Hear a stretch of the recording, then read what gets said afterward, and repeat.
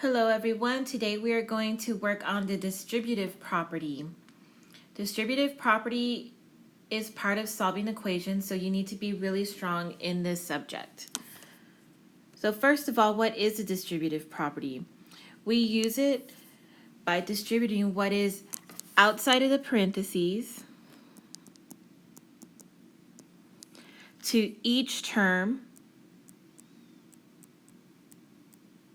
inside of the parentheses using multiplication. Once we do all our multiplying, we always have to simplify our answer by combining like terms.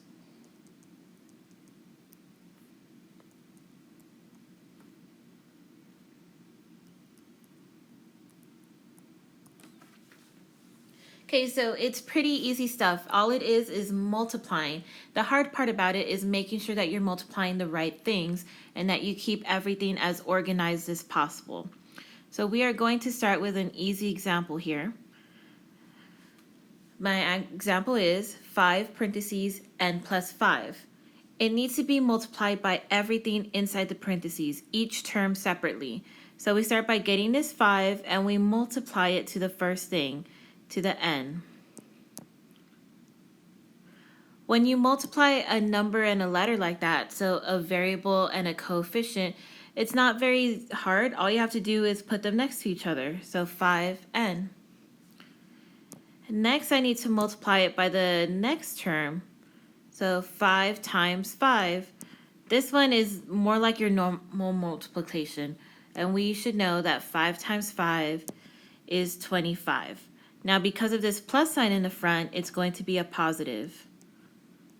So our answer here is 5n plus 25.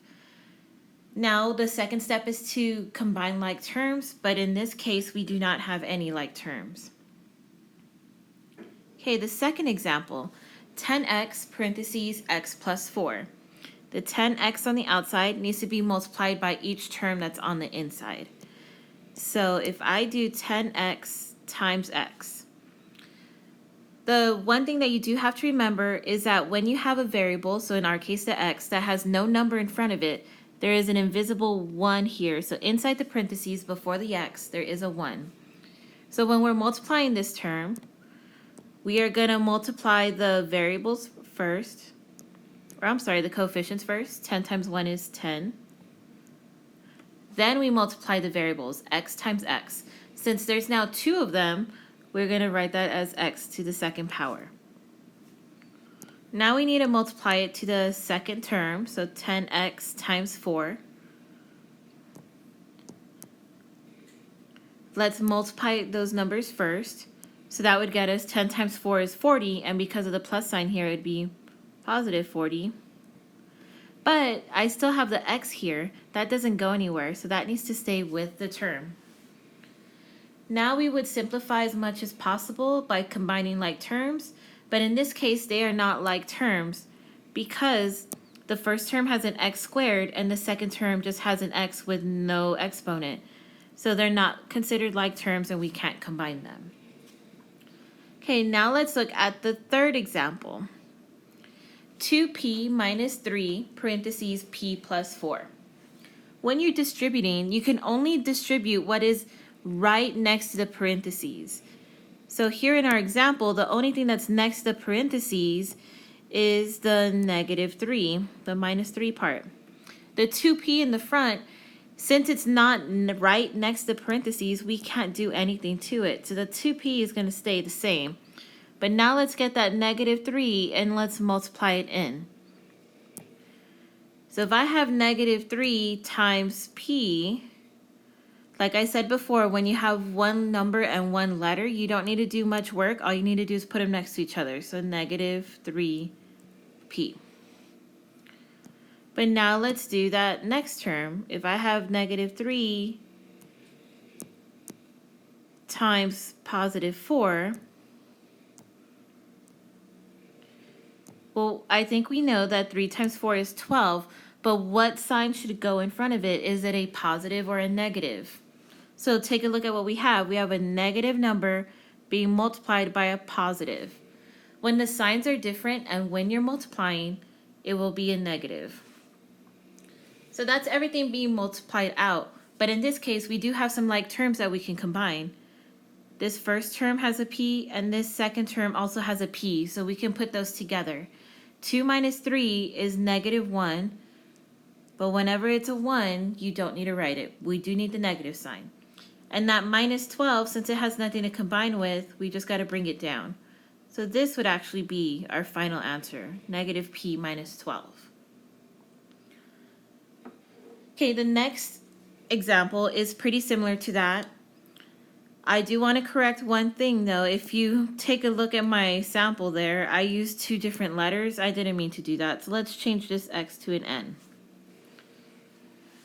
And now let's do our distribution. So same as before, since that 5n is really far away from the parentheses, it's just going to stay the same, negative 5n. Now let's take a look at what is actually next to the parentheses. So as far as we can tell, it's just a minus sign. There's no number. But same as what we had just a while ago, whenever there's no number, we have to think of it as there being an invisible 1. Then we can multiply it in. Negative 1 times n would be negative 1n. Negative 1 times negative 3. So we have to think about the sign in front of it. We all know that 1 times 3 stays 3, but we have to be careful about the symbol. So since I have a negative multiplied by another negative, it's going to turn positive. Negative times a negative is a positive. So same as before, let's simplify what we have. Since this term has an n and this term also has an m, we can combine them. So that would give us negative 5 minus 1 is negative 6n. And then that plus 3 just needs to follow us down to the final answer, negative 6n plus 3. Okay, then our last example. This one we have double parentheses. So when we do our distribution, we can only distribute what is right next to the parentheses. So this 3y is going to go into the first set of parentheses. 3y times 2. So 3 times 2 is 6, but the y didn't go anywhere. It needs to stay here with us. Then we go to the next thing, 3y times y, which is officially 1y. 3 times 1 is 3. Y times y would be y to the second power. And since this is a positive number, and so is this, even though they don't write it, we're going to stay positive here. Now for the second set of parentheses, we're not going to distribute that 3y anymore. We're going to distribute the negative 2. Negative 2 times y would give me minus 2y. And negative 2 times negative 1. 2 times 1 is 2, and a negative times a negative makes it a plus. Okay, so now let's go through and get all of our like terms combined. This is the only term that has y to the second power. We always start with our biggest exponent. Since that's the only one, I'm just going to transfer it down here. Then our next like terms would be, here's 6y, and here's minus 2y. 6 minus 2 is positive 4, so it's going to be plus 4y. And then last but not least, I have my constant out here in the back. Nothing to combine with it, so we're just going to bring it down. This would be my final answer. 3y squared plus 4y plus 2. These notes will go in your notebook. And we do have an assignment for today. Your assignment looks like this page here. I know it seems like a lot because it's 24 problems, but once you get the hang of this, you get into a groove, it goes really quickly. So just so that we're all knowing what to do, let's look at the top section where it says distribute. So we are going to multiply in just the way we did before. Since that 3 is on the outside, we'll multiply it in. 3 times negative 7 is negative 21. And then to the next term, 3 times 8n, but it's a minus 8n, so we'll have minus 3 times 8 is 24, and then got to keep that n. The first 12 are really simple that way. You just need to multiply. But when we get to the bottom section where it says distribute and simplify by combining like terms, in this case, you're going to have two steps. First, you'll multiply, and then you'll combine anything that has the like terms. So basically your variables. If I look at number 13, this first negative n is all on its lonesome, so it's going to stay the same. But for the parentheses, I'm going to distribute a positive 4. 4 times n makes that positive 4n. 4 times 1 makes that positive 4. And see what I'm talking about, how we have some like terms here? So negative, even though it doesn't have a number, we know that's a 1. So negative 1 plus 4 would give me positive 3n plus 4. And that's our final answer. So it's half easy one-step problems and half two-step problems. And that is all I have for this lesson, guys. If you have any questions, feel free to ask me in class or email me, and I will see you later.